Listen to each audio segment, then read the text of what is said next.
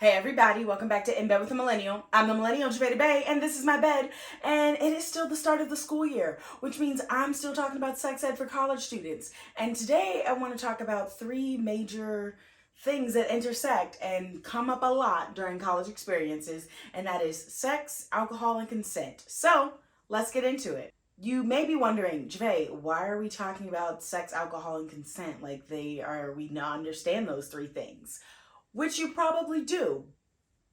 But also, those three things get real complex and real complicated when it comes to college, where they intersect a lot. And not everyone knows how to handle that intersection. So I want to make sure people are informed and prepared. So the first thing I want to talk about is the consent aspect, because if you've been taught anything around consent and sex, you probably have heard the acronym F.r.i.e.s. So if you've heard that acronym, then you probably know that it stands for freely given, reversible, informed, enthusiastic, and specific, which means that you're saying consenting to an activity of your own free will and volition. You can take it back at any point in time. If you get there and you're like, actually, you know what? I don't want to get down with you. The vibes are off. You can reverse your consent. Informed, meaning you know who you're engaging in this activity with. If you meet somebody online, they are the person they say they are. You know what you're saying consenting to engaging in, meaning if y'all say you're just going to have sex together and you're going to engage in like penis and vagina, or you're only going to do oral together, that's what you're consenting to, that you're informed about the activities. And you're informed about like barrier methods. If they say, yeah, I'm totally going to use a condom, you're consenting to an activity with a condom. Enthusiastic, you're kind of like, yeah, I want to do this. Not like I guess. Like if you're questioning it, it's not enthusiastic. Or if you only give it because somebody kept hounding you about it, that's also not enthusiastic. That's actually coercion. And then specific, it's a specific time. You're consenting to a specific time to engage in this sexual activity. It is not long lasting, like, oh my gosh, yes, I consent to sex with you for every day of the rest of my life. No.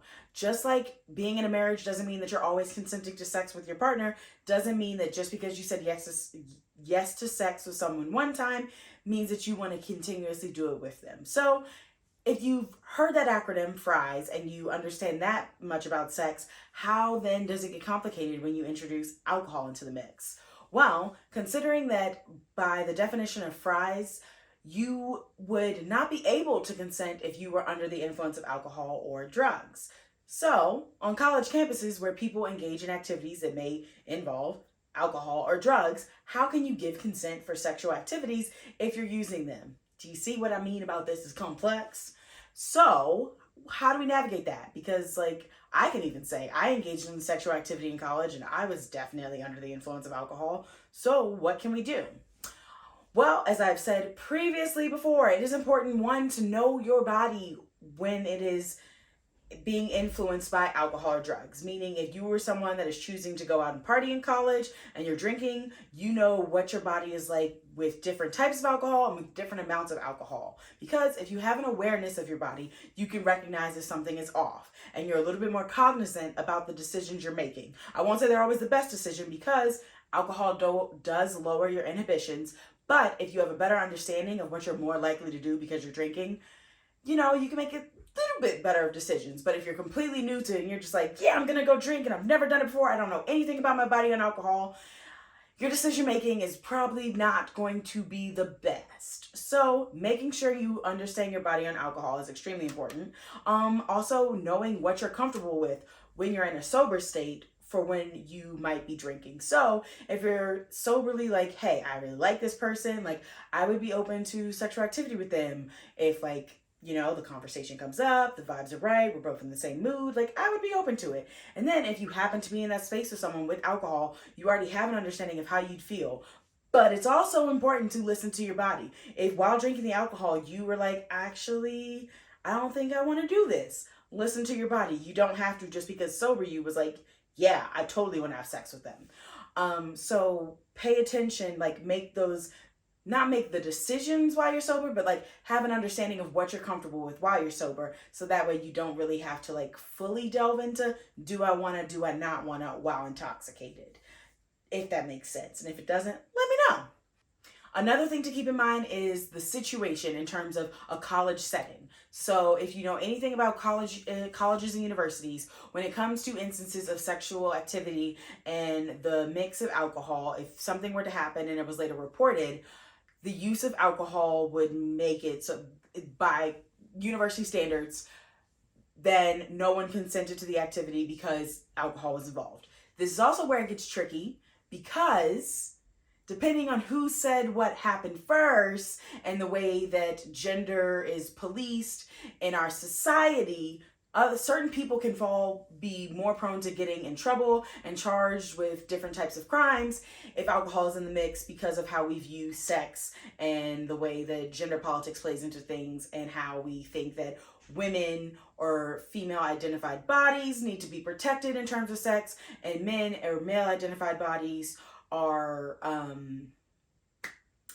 like the perpetrators of sexual activity. Like they are the ones that start things. So it's important to understand that, because if you were to get in a situation, you engaged in sexual activity while you were under the influence of alcohol, when you were sober, you felt like, oh, I didn't actually want to do that for myself, or something went wrong during the mix, or whatever it may be, and it leads to actually like taking the necessary steps with school administration or the police. Depending on the way things are described, if there's witnesses, things of that nature, it can become a really murky situation. Hence why I'm talking about this right now. I want you to know that the full potentiality of consequences or repercussions because of the way our education and justice system is set up. And this is not to say that sexual assault and things of that nature don't happen on college campuses, especially around alcohol. They absolutely do.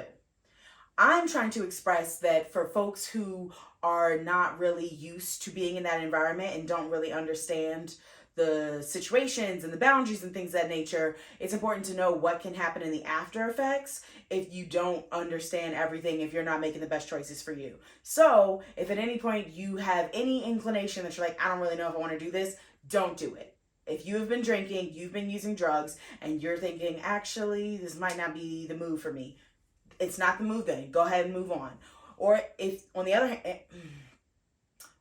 hand, if you know for a fact sober and under the influence of alcohol, and both of y'all feel that way, and you engage in activity, go ahead. Also, you all can pause on the drinking. If you decide at a party, you're like, oh snap, I totally want to get with them, you can make the effort to stop drinking, so that way as the night progresses, you sober up and y'all are making the active decision together while sober to consent to sexual activity. So just a few different scenarios to think about around alcohol, sex, and consent.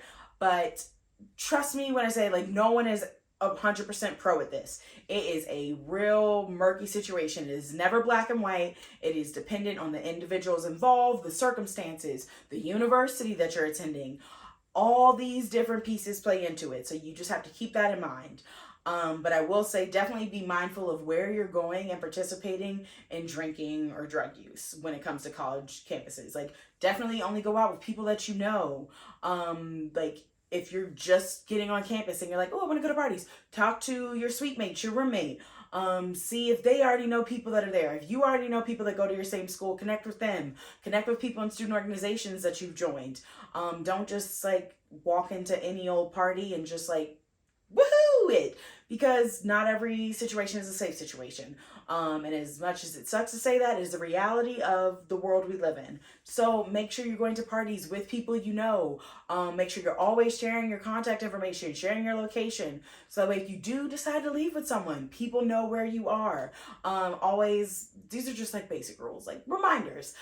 Never leave your drink unattended, or if you do, don't go back and pick it back up.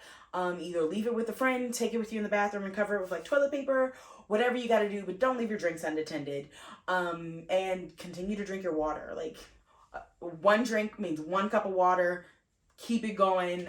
You can still get drunk or tipsy while drinking water, but it's also going to be so much better for you when it comes to hangover time. Your body is going to love you if you're drinking water while you're out partying. But yeah, that is alcohol, sex, and consent. If you are like Javay, I got another scenario for you. Shoot it to me in a DM, send me an email. We can chat through it together. But by no means am I saying that I have all the answers to these situations, because they are all completely different. but I just want you to understand what some of the situations can look like and make some decisions for yourself on how you want to engage in them. But yeah, that is that. Make sure you subscribe to this YouTube channel, because if you're not by now, I'm so mad at you. And make sure you're following me on social media, Instagram and TikTok, because there's some good stuff on there.